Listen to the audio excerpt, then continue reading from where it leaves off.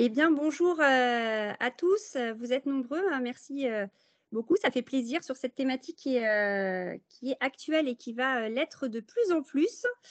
Donc aujourd'hui, on va parler, soft skills, un grand sujet, dans le cadre du recrutement, mais pas que. Tout simplement dans la vie, de tous les jours, dans n'importe quelle entreprise ou structure. On va parler, donc, plus précisément, d'une nouvelle façon de recruter, grâce aux soft skills. On va attendre un petit peu, du coup, c'est lui. L'idée, c'est, de pouvoir, vous donner, un petit peu, des tips, des échanges aussi de pratiques, pour, améliorer au quotidien, les recrutements, puisqu'on voit que le recrutement, c'est un vrai sujet. On a, pourtant un chômage un taux de chômage qui n'a jamais été au plus bas, aussi bas depuis très longtemps. Et pourtant, quand on voit la dernière enquête du Crédoc et du Pôle emploi, on voit que les résultats de cette enquête montrent des réelles difficultés de recrutement avec, une augmentation du ressenti de 8,7 par rapport à 2022. Ça concerne principalement, forcément les secteurs, le secteur d'activité des services et plus particulièrement tout ce qui est, employés polyvalents de restauration, les agents d'entretien, les ouvriers de seconde œuvre et tout ce qui va être en lien avec la logistique. Mais j'imagine bien que dans chacune de vos structures respectives, vous pouvez aussi être confrontés à ces problématiques de recrutement. Donc, on va voir ensemble comment recruter autrement parce que il faut bien aussi s'adapter aux différents changements contextuels. Et c'est clair qu'on a vu une évolution et une transformation énorme sur les pratiques et aussi les attentes des recruteurs, mais aussi des candidats, j'ai envie de dire, puisque maintenant, l'idée, c'est la situation s'est presque un peu inversée pour dans certains postes. L'idée, c'est que les recruteurs rendent en fait leur offre attractive. Maintenant, il s'agit aussi de séduire le candidat c'est pas pour autant qu'il faut uniquement se mettre dans ce positionnement-là. Il faut aussi le séduire, mais aussi pouvoir mieux évaluer aussi le candidat qu'on a en face de nous et peut-être aller sur des profils pour lesquels on n'avait pas forcément l'habitude d'aller. Donc, on va voir tout ça ensemble. Donc, moi, je suis Alinois, la fondatrice d'Akoya Academy. On va fêter nos 10 ans l'année prochaine. Voilà, on fera un bel événement. Vous serez à nouveau invités. Du coup, on travaille en fait sur les soft skills. Et on a créé donc une nouvelle méthode innovante basée sur tous les grands principes que vous pouvez peut-être certains d'entre vous déjà connaître, de l'analyse transactionnelle en passant par les méthodes de communication comme le disque, les méthodes par les couleurs et autres. On a fait une synthèse en y ajoutant tout simplement notre touche Akoya, c'est-à-dire de travailler à la fois sur le développement des potentiels de chacun, des soft skills. Hein. On est tous le héros de sa vie. C'est pour ça que la thématique, c'est la thématique des super-héros. Hiroki veut dire en japonais super-héros coloré. Et l'idée, c'est que une fois qu'on a développé le potentiel, développé ces soft skills, on peut mieux tout simplement évoluer, réussir en entreprise, s'épanouir, comprendre aussi comment fonctionnent les autres. Et la petite touche, c'est qu'effectivement, on va travailler aussi sur l'image professionnelle pour qu'elle puisse renvoyer nos soft skills, notre profil, puisqu'on est vu avant d'être entendu. Donc voilà, on a voulu allier tout cela en même temps, puisqu'on est dans une société de plus en plus visuelle. Donc il est important de renvoyer l'image du profil et des compétences que l'on a réellement. Voilà, c'est important. Voilà, donc je vous propose de débuter tout simplement par un petit jeu. Sylvie, si tu veux bien. Voilà, merci beaucoup. Alors, je ne sais pas si vous arrivez à lire les mots. Vous avez différentes cartes. Alors, on est beaucoup, donc l'idée, c'est qu'on puisse le faire de manière très, très instantanée, mais pour que vous puissiez voir un petit peu ce que ça donne. Je vais demander à chacun de regarder très, très rapidement les cartes que vous avez devant vous et de pouvoir tout simplement me donner le premier mot que vous trouvez sur cette planche de cartes, le premier mot qui vous correspond vraiment. S'il y avait un seul mot pour vous définir, lequel serait. Et si vous voulez peut-être, je ne sais pas, l'écrire, on peut le voir normalement si quelqu'un écrit, j'imagine, quelque part. Sylvie, je pense qu'on peut sur voir. le chat. Ouais, sur le chat. Oui, on peut. Hein. Voilà. J'affiche. Alors, Elisa, expressif. OK, ça démarre. Très bien.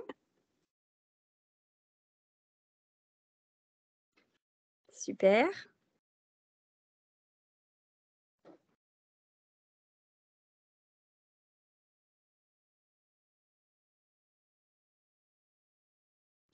On a pas mal de choses. Super. Investi, écoute. Voilà.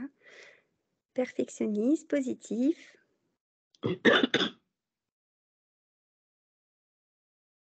Positif. Ah, c'est bien, on a beaucoup de personnes positives. Ça, c'est chouette. Alors, vous le voyez, ce ne sont que des qualités, hein, puisque c'est l'idée des soft skills. Hein, c'est forcément une compétence que l'on va utiliser de manière positive et pour atteindre un objectif particulier. Inventif, hein, super. OK, alors bien sûr, se définir en un mot, c'est très réducteur. Là, c'est parce qu'on a très peu de temps et qu'on est en format visio. L'idée, c'est déjà d'avoir, une impression sur, voilà, comment vous pouvez vous évaluer, vous auto-évaluer. Inventif, super. Et je vais à l'écoute. C'est parfait, à l'écoute, c'est très rare, des personnes vraiment à l'écoute, ça, c'est chouette. Donc je vais vous demander, une fois que vous avez choisi ce mot, de retenir la couleur que vous voyez parce qu'on va s'en servir juste après. Est-ce que c'est bon pour tout le monde? Sociable, super. OK, donc un mot, une couleur. Je vais vous expliquer après à quoi ça correspond. Parfait, donc là, en fait, vous venez tout simplement de vous présenter hein, d'une manière différente et on a déjà un aperçu de comment vous percevez. Et l'idée après pour le recruteur, c'est de voir si la façon dont vous percevez, c'est la façon dont on vous perçoit. Voilà, l'idée, c'est de pouvoir savoir si déjà vous êtes dans cet alignement. Est-ce que quelqu'un qui se veut positif, est-ce qu'on le perçoit comme tel dès le premier regard, avec n'importe quel interlocuteur? Ce serait intéressant de le savoir. Alors, on va passer à la slide suivante.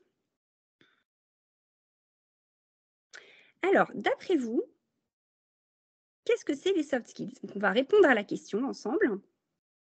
Parce que l'heure tourne, hein, puis j'aimerais bien que vous ayez un petit peu de temps aussi pour poser d'autres questions après. Donc, slide suivante, s'il te plaît. Merci. Alors, les soft skills, ce sont tout simplement les compétences humaines. Si on fait une traduction littéraire, ça donnerait les compétences douces, hein, en opposition avec ou en complémentarité plutôt avec les hard skills, donc les compétences, on va dire, plutôt dures ou fortes, je ne sais pas comment on peut le dire. En fait, ce sont toutes les aptitudes personnelles que chaque personne va pouvoir utiliser, en plus de son savoir-faire technique, pour être plus performant, notamment dans son emploi. Et pas que, hein, ça marche aussi dans le personnel. L'idée, c'est qu'en fait, on a tous des compétences, des soft skills. On ne va pas forcément tous les utiliser en même temps et pour les mêmes objectifs. Mais l'idée, c'est de pouvoir avoir déjà conscience de tout le potentiel et de tous les soft skills qu'on peut avoir. La différence entre un soft skills et une qualité, souvent on se pose cette question-là. C'est tout simplement qu'une qualité, elle est innée. Voilà, vous naissez avec cette qualité-là parce qu'elle va effectivement être dans votre personnalité. Elle va être peut-être aussi transmise génétiquement. Enfin, voilà, il va y avoir en fait, en tout cas, un aspect inné à votre naissance. Voilà, on a déjà une vraie personnalité qui va bien sûr se construire.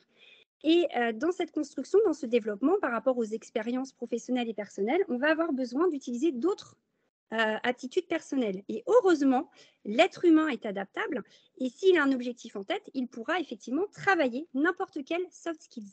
Donc quand on dit que les gens ne changent pas ou que le naturel revient au galop, alors ça peut être un peu vrai, mais si une personne décide dans le cadre professionnel, je ne sais pas moi, au niveau de l'organisation, par exemple.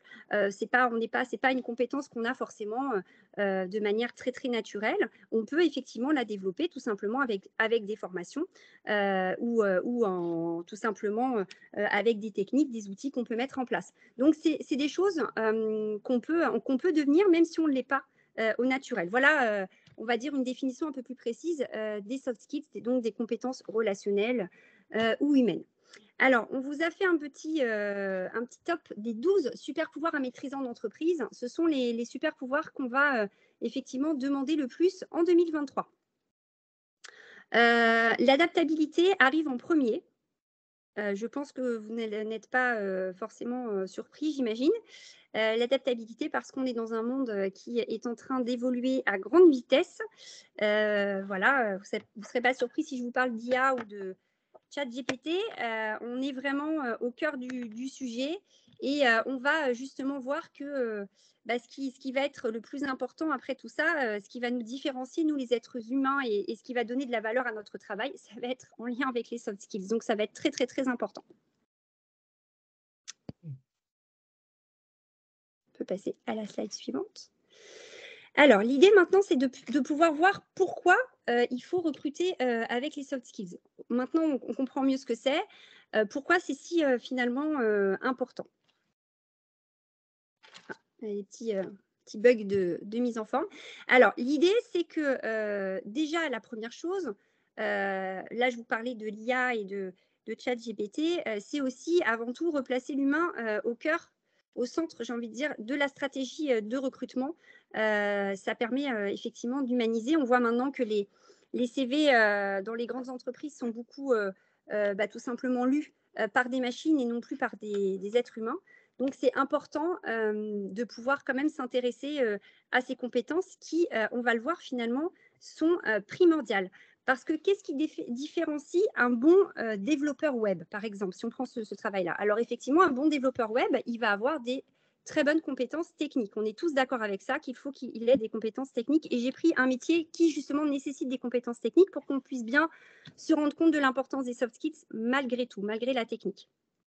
Ce qui va différencier un bon développeur web d'un très bon développeur web, c'est qu'effectivement, les deux vont avoir la technique, mais le très bon développeur web va avoir, par exemple, de la créativité. Voilà, des soft skills qui vont être beaucoup plus importantes et qui vont venir renforcer et compléter le côté technique.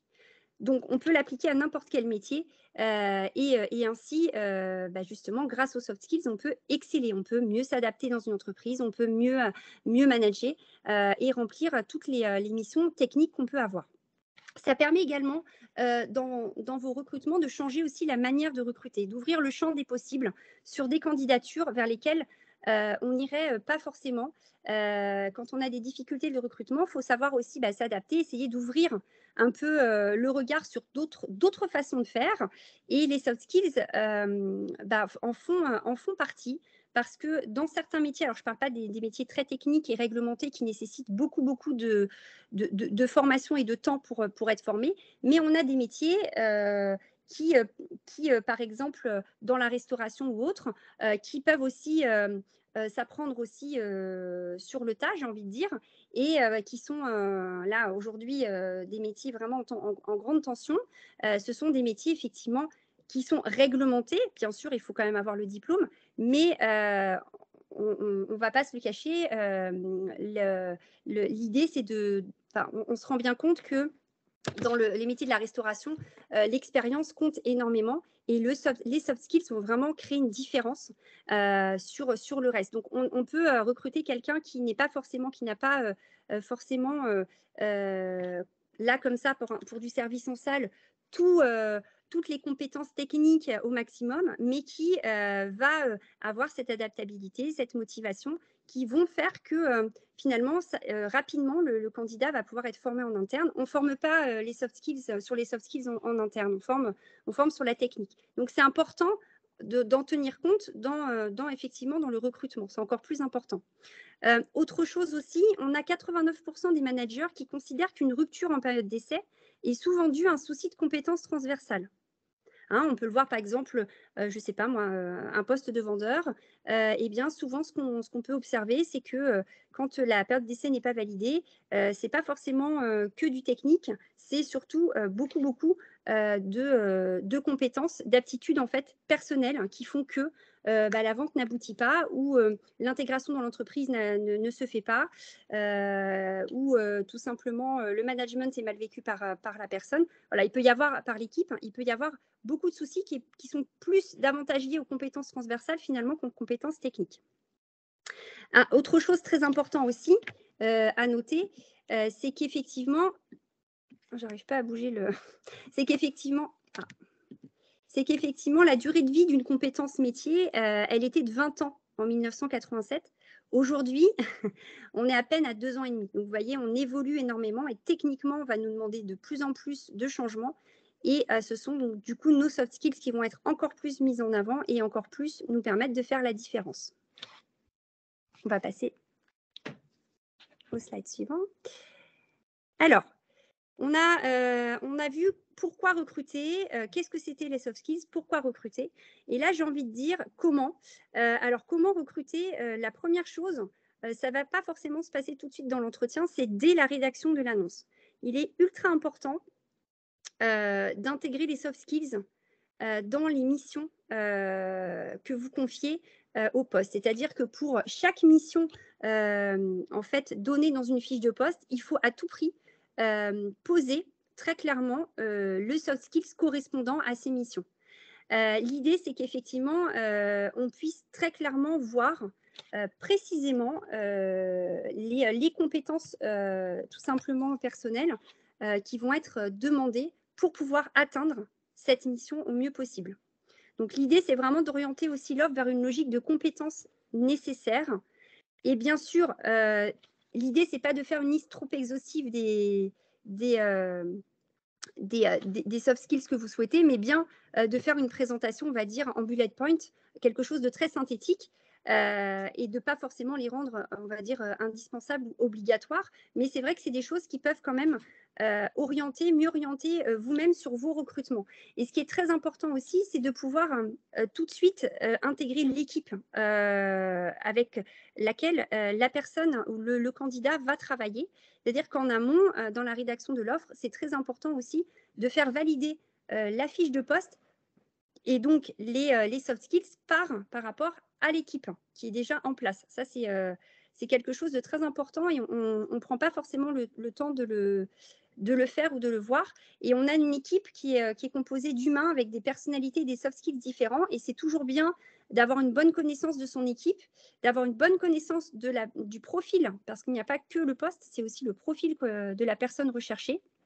Et c'est très important, effectivement, de pouvoir tout simplement intégrer tout le monde dans cette recherche, ce qui permettra que vous ayez un profil beaucoup plus personnalisé et surtout complémentaire à l'équipe qui va en place. Donc déjà, on va travailler sur la projection et l'intégration après dans l'entreprise. Donc, ce qu'il faut éviter, effectivement, c'est de demander des expériences professionnelles trop restrictives. Bien sûr, il en faut, mais pas qu'elles soient trop restrictives. C'est pareil pour le type de parcours scolaire. Et donc, enfermer aussi le candidat dans un nombre d'années d'expérience. Hein, l'idée, les soft skills n'ont rien à voir avec le nombre d'années d'expérience. Il faut effectivement essayer de prendre un petit peu de recul sur ça. Voilà pour les petits conseils pour déjà l'annonce. Et on va passer du coup au recrutement. Donc le recrutement, effectivement, c'est quelque chose aussi, bien sûr, en entretien. Alors vous avez, j'imagine, tous vos façons de faire. Hein, en présentiel, c'est vrai qu'on a le temps d'échanger sur les pratiques. Bien sûr, y a ce jeu de questions, de réponses et autres. L'important dans l'entretien de recrutement, c'est effectivement dans un premier temps, de questionner le candidat sur ses expériences extra-professionnelles. C'est très, très important. Pourquoi ? Parce que dans ce qu'il va faire en activité personnelle, bien sûr, il va pouvoir utiliser et développer des soft skills qu'il va pouvoir mettre à contribution dans l'entreprise. Un soft skill, c'est quelque chose que l'on a et qui peut se transférer aussi bien dans le milieu professionnel que personnel. Voilà. Bien sûr, c'est le placer en situation professionnelle. Là, je vous recommande vivement de faire des mises en situation dans vos entretiens. C'est très, très important. Alors, ce n'est pas forcément pour évaluer si le candidat fait bien ou ne fait pas bien. L'idée, ce n'est pas de le mettre en difficulté, c'est parce qu'en fait, il y a plein de façons de faire les choses. L'idée, c'est surtout d'avoir à un moment donné une vision plus réaliste et plus spontanée du candidat en situation. C'est très, très important. Alors, je ne vais pas vous parler des méthodes de recrutement barbares pratiquées pendant un moment chez Henken, par exemple, je ne sais pas si vous avez déjà vu les vidéos où le recruteur simulait un malaise. Et là, vous voyez comment le candidat réagit. On n'est pas dans ce genre de mise en situation, bien évidemment. Mais l'idée, c'est effectivement tout simplement de permettre au candidat de pouvoir, à un moment donné, d'être complètement dans la spontanéité et que vous puissiez, vous, à ce moment-là, observer et lui poser des questions sur comment il va régler tel ou tel problème ou comment il va atteindre tel ou tel objectif. Et ça va effectivement avec le dernier aspect. Au niveau de l'entretien de recrutement, n'hésitez pas à demander au candidat de partager sur ses réussites et ses échecs. C'est très important. Ça peut être personnel ou professionnel. Il faut effectivement à un moment donné amener le candidat à tout simplement pouvoir échanger, discuter, argumenter sur ce qui lui a permis de réussir dans la vie et ce qu'il a pu rater. Alors encore une fois, ce n'est pas évaluer ce qu'il a réussi ou ce qu'il a raté, c'est tout simplement avoir un échange beaucoup plus spontané et réaliste sur un événement dans une vie et voir comment la personne a rebondi. Voilà. Je regarde l'heure parce que ça passe vite. Alors maintenant, on va pouvoir, maintenant qu'on a un petit peu vu comment, pourquoi, je vais forcément vous donner aussi des petits outils. Alors magiques, je ne sais pas, mais on va voir ensemble de quoi il s'agit. Alors voilà, on est sur la méthode Hiroki que l'on a développée. Et là, je vais vous redemander à tous de reprendre le mot et la couleur que vous aviez choisi. Voilà, donc par exemple, normalement, vous devez les retrouver à peu près. Par exemple, si vous avez choisi positif, parce qu'il y en avait beaucoup, vous êtes dans la couleur orange. Et là, on va être effectivement sur un profil plutôt créateur. Alors, je préfère dire tout de suite, contrairement aux autres méthodes, l'idée n'est pas du tout de mettre chaque personne dans une case, puisque tout simplement, on correspond aux 6 personnalités, aux 6 super-héros, qui sont donc les super décideurs, les créateurs, les influenceurs, les bienfaiteurs, les organisateurs et les médiateurs. Mais l'idée, c'est de pouvoir comprendre quel profil on va actionner de manière prépondérante et naturelle. Donc effectivement, si vous êtes quelqu'un de positif, vous allez être par exemple dans le profil super créateur. Et ce qui va motiver votre fonctionnement professionnel et personnel, ça va être effectivement d'avoir un besoin d'être dans la création. Donc effectivement, tous les métiers qui vont être trop, par exemple, redondants ou où il va y avoir beaucoup de routine, ça va être un peu plus complexe pour ce type de profil. En revanche, effectivement, dans un métier où on va demander sans cesse de faire appel justement à cette créativité, ça peut être pour établir des projets. C'est pas forcément dans l'art ou le design ou autre. La créativité, elle se trouve partout et en chacun de nous. On l'a juste un petit peu oublié en devenant adulte, par exemple. Et c'est vrai que c'est quelque chose que l'on a tous en nous, mais qui ne nous sert pas forcément au quotidien. Donc, si c'est quelque chose, par exemple, la créativité qui est très importante pour vous, eh bien, ça va pouvoir déterminer votre profil naturel. Et ainsi de suite sur les 6 profils. Alors, cette méthode, elle permet quoi? Elle permet tout simplement de mieux savoir quels sont nos points forts et bien sûr nos axes d'amélioration. L'idéal se trouvant au centre, mais on est tous parfaitement imparfaits.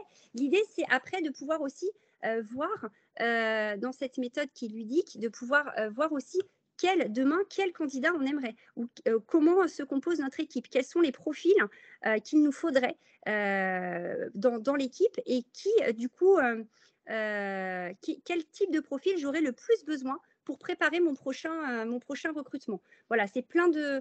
ça amène à se poser des questions sur soi, mais également sur les autres, puisque vous avez vu, vous avez tous donné des mots très différents. Donc, l'idée, c'est vraiment de pouvoir effectivement mieux se connaître et mieux communiquer avec les autres et donc mieux recruter aussi les différents profils en fonction de ses réels besoins.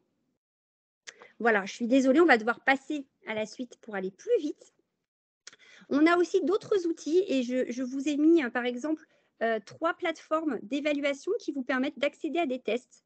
Alors, c'est souvent payant, bien sûr, mais ça vous permet d'avoir différents outils parce qu'effectivement, quand on est dans une TPE ou PME où on n'a pas forcément dans des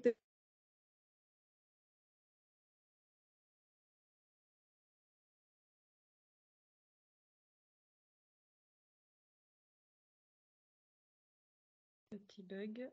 On a perdu Adeline. Oui, on a perdu Adeline. Petit problème technique. Ah, ça y est. Oui, elle est ça y est, vous Ah, elle m'entendez, c'est revient. bon? Bon, super. Super. Alors, on a également la plateforme JobReady. Je ne sais pas si certains d'entre vous connaissent. C'est une plateforme qui permet, et je vous invite à le faire, alors c'est à la base pour des personnes, des jeunes qui recherchent un emploi, et vous intégrez par exemple, vous inscrivez une compétence, quelque chose que vous savez faire, et vous le traduit en soft skills. Donc ça, c'est très, très intéressant parce que ça va vous valider tout simplement des compétences que vous pouvez avoir personnelles et des choses que vous avez fait. Ça va tout simplement vous donner l'équivalence en soft skills. Donc ça, c'est plutôt pas mal. Et quelque chose qui arrive en France, mais qui existe depuis une dizaine d'années maintenant aux États-Unis, c'est l'Open Badge, sur lesquels Akoya travaille avec notamment l'Action Combo 77. À la base, l'Open Badge, c'est un badge que vous mettez, en fait, qu'on intègre dans le CV, qui comprend un QR code et qui va venir tout simplement attester, comme un diplôme, des compétences personnelles. Donc, il va vraiment reconnaître, hein, c'est pas, on connaît un petit peu LinkedIn, par exemple, où chacun va, en fonction de son réseau, va recommander des compétences. Donc là, c'est plutôt à titre un peu personnel.